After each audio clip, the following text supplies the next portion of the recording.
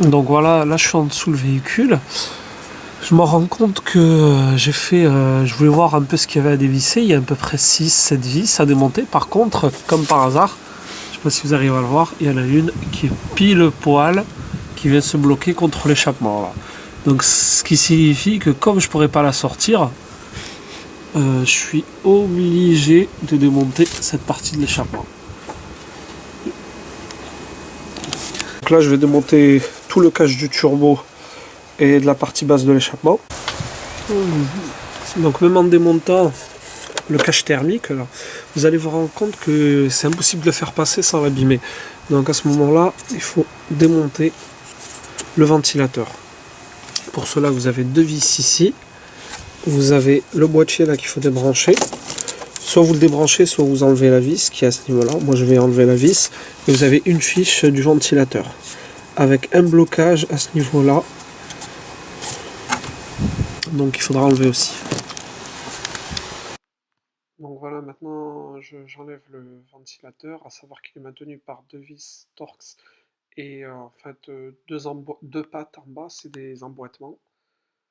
Donc je les démonte. Il faut savoir que quand vous sortez le ventilateur, il faut faire attention parce qu'il y a une partie métallique qui vient un peu abîmer le radiateur. Évitez cela. Vous pouvez soit insérer un carton fin pour protéger votre radiateur. Moi je ne l'ai pas fait. Donc on remarque que c'est à ce niveau-là que c'est très serré, il faut faire gaffe.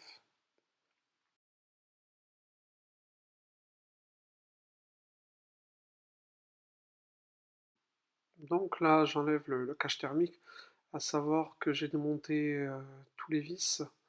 Il faut savoir que c'est pas facile de le sortir, vous allez peut-être légèrement l'abîmer parce qu'il y a des parties en plastique ou métallique qui vont venir se frotter, donc faites au mieux.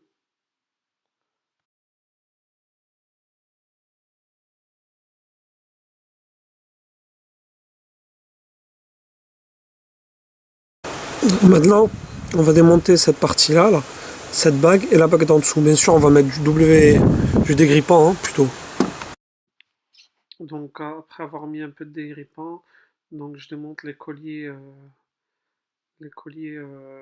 du catalyseur.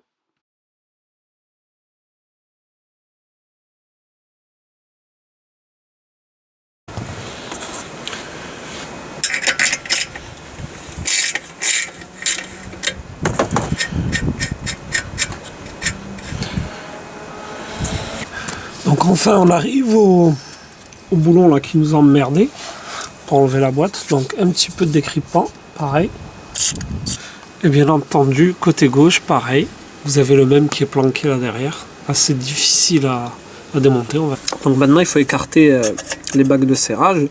Pour cela, donc une méthode qui est très simple, qui consiste à mettre un écrou avec des boulons, enfin deux écrous avec un boulon et deux bagues, et au fur et à mesure vous desserrez pour écarter et vous cassez pas la tête. Donc voilà, une fois que vous avez bien écarté, ça s'enlève très facilement et ça tient. Donc vous faites pas chier avec une pince ou autre. Voilà. Donc pour ce collier de serrage, toujours la même méthode, ça marche parfaitement bien. Là il faudra mettre des coups de marteau sur cette partie là métallique et non sur celle-là, bien sûr pour pas abîmer la lèvre. Donc après vous l'enlevez par le bas et c'est réglé, vous avez votre catalyseur. Donc une fois que vous avez enlevé votre catalyseur, là vous enlevez l'espèce de collier de serrage là. Donc maintenant voilà avec quoi on se retrouve. On peut enlever la partie interne protection thermique. Rappelez-vous du sens aussi, même s'il est difficile de se tromper. Ensuite, voilà la vis à démonter. Donc voilà la fameuse vis qui est gênée par cette tige métallique. Il faudra la démonter bien sûr. Donc c'est pour ça qu'on démonte le catalyseur, le ventilateur uniquement pour cette pièce. Comme quoi c'est con des fois. Donc voilà, je suis en train de démonter cette fameuse tige filetée qui est en Torx femelle. Il faut une Torx femelle de 7.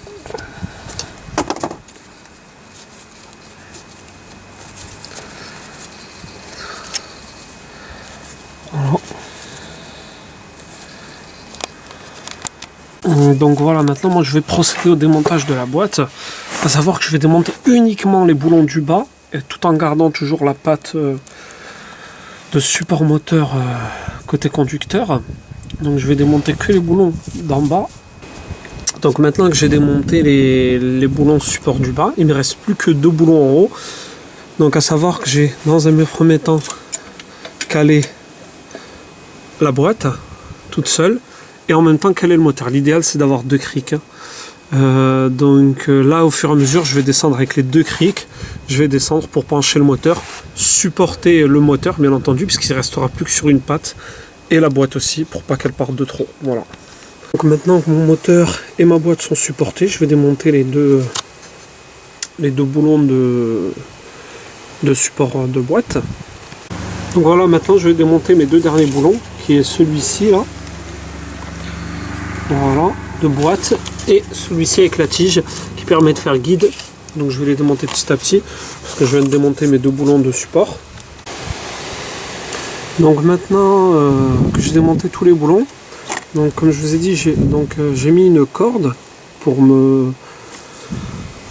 supporter un peu, parce que l'idéal c'est d'être au moins 2 ou d'avoir une chèvre. Si vous avez une chèvre, c'est le top. Là il faut faire coulisser la boîte, elle tient pas rien du tout une fois qu'elle n'est pas collée ou quoi que ce soit. Faut la déboîter d'environ une dizaine de centimètres. Donc vous avez un peu la place quand même là sur le côté.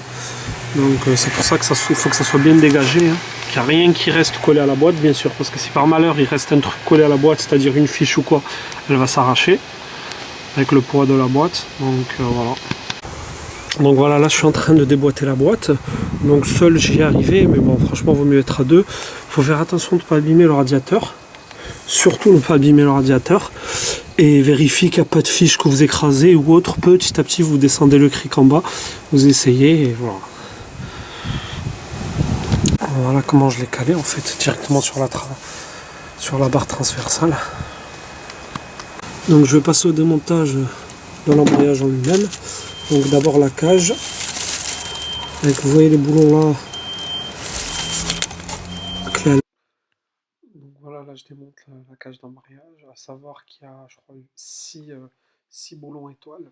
Donc pour accéder aux autres boulons, il faut faire tourner l'ensemble volant-moteur.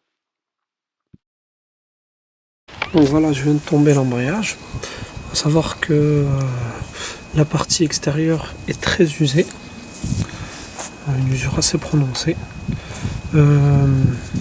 Et là, c'est là où ça devient très intéressant, c'est regarder l'état de l'embrayage. Donc en fait, l'embrayage est arrivé jusqu'au rivet. L'usure est arrivée jusqu'au rivet. Donc là, ça montre bien qu'il est très usé. Et de plus, on a carrément la partie rivetée qui est venue travailler le flasque là. Donc c'est assez incroyable comme usure. La grosse particularité, c'est que malgré cette usure très prononcée, il n'y avait absolument aucune vibration, aucun bruit métallique ou quoi que ce soit. Alors que là, on peut vraiment voir que, grosso modo, le métal touchait contre le métal. Donc ça devrait faire normalement un bruit ou quoi, mais il n'y avait absolument rien. Donc voilà, maintenant, je vais vérifier mon volant moteur. Il ne faut pas qu'il y ait de traces dessus. Bon, vu qu'il n'était pas arrivé jusqu'au rivet de ce côté, donc il n'y a aucun problème. Il est très propre, je vais le nettoyer. Je vérifie qu'il n'y a pas d'huile qui coule du centre volant moteur. Voilà. Donc là côté boîte pareil, vérifiez que vous n'avez pas de fuite d'huile. Vérifiez que votre guide de butée soit en bon état. Que la fourchette ne soit pas usée ou quoi que ce soit. Donc nettoyez le tout. Un autre élément important, c'est que il faut, quand votre guide est connecté, ou pas même je crois, il faut qu'il n'y ait absolument pas de jeu. Voilà, il faut vraiment qu'il y ait zéro jeu. Donc voilà, je viens de démonter la fourchette. La fourchette est guidée, donc il y a un axe. Donc je vais tout nettoyer et légèrement regraisser l'intérieur. Donc maintenant, après avoir nettoyé mes pièces, donc je vais graisser l'intérieur, les points d'appui ici et l'intérieur, là où passe le guide. Je ne vais pas mettre trop de graisse pour pas trop en abuser, parce que si la graisse va sur l'embrayage, ben on n'a rien gagné dans l'histoire. Donc on va en mettre un petit peu, et il faut mettre de la bonne graisse. Et sur tous les points d'articulation, là où où il n'y a pas de roulement, où ça touche directement, donc on va mettre un peu de graisse. Donc voilà, la butée est remontée. Hein. Techniquement, la butée, elle est pas capable de faire un tour parce qu'elle est bloquée dans le carré, dans les carrés des bords. Là, je vais légèrement mettre un pet de graisse sur l'axe parce qu'on peut voir qu'il est sec. Hein. Donc il faut légèrement le regraisser pour qu'il rentre bien, qu'il ne rouille pas ou autre. Voilà. Donc c'est très important de vérifier bien son positionnement, c'est très important. Et vérifier que pendant le remontage, que ça ne bouge pas. C'est très important. Là-dessus, c'est un peu facilité parce que vous avez un guide au centre, la fameuse boule là, qui vous facilite le travail, donc qui est articulé. Et techniquement, c'est quasiment impossible de le perdre pendant le montage. Mais bon, faites gaffe quand même, on ne sait jamais.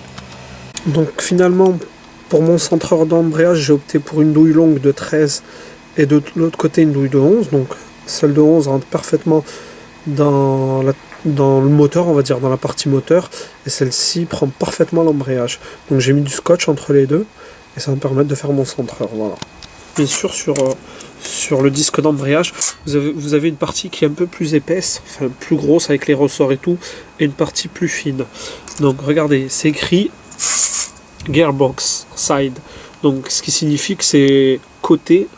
C'est écrit dessus, hein, que c'est le côté de la boîte de vitesse. Donc comme le côté de la boîte à vitesse est de ce sens, donc je vais l'insérer comme ça. Grosso modo, la partie avec des ressorts va à l'intérieur de la cage d'embrayage. Voilà. Pour le serrage des boulons, donc on va faire un serrage en étoile. Hein. On va légèrement serrer là, puis légèrement là, puis là. En face. Le but c'est de serrer à chaque fois en face. Et petit à petit, vous arrivez, vous serrez jusqu'au couple serrage. L'idéal c'est d'avoir une clé dynamométrique. Là, il n'y a pas de secret. Petite chose, sur le volant moteur, vous avez des petits tétons là. Donc ils sont au total de 3. Donc il y en a 3 au total. Et qui doivent aller sur votre partie de cloche. Et vous en avez 3. 1, 2, 3. Ils sont en triangle, hein, si vous préférez. Ils sont positionnés en triangle. Donc vous ne pouvez pas vous bourrer. Hein. Donc voilà comment est positionné d'abord mon embrayage. Enfin, mon disque d'embrayage. Je positionne en premier. Et je viens par-dessus mettre la cage. Donc la douille de 11 est à l'intérieur et celle de 13 à l'extérieur. Parce qu'elle correspond parfaitement à l'embrayage et la douille de 11 parfaitement au moteur. L'emboîtement du moteur.